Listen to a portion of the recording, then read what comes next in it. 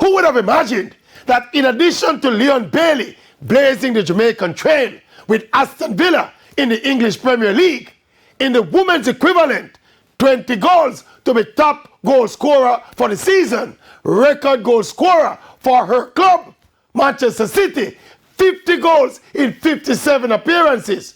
Think about it. Bonnie Shaw, like Leon Bailey, is Jamaican born and bred, yet they are dominating at the elite level of club football.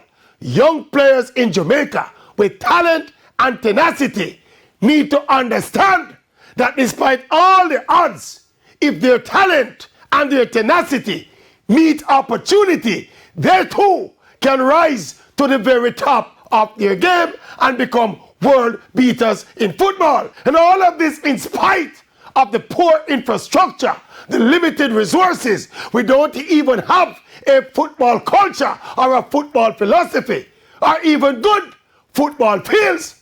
With all those negatives, we continue to produce some of the best individual footballers in the world.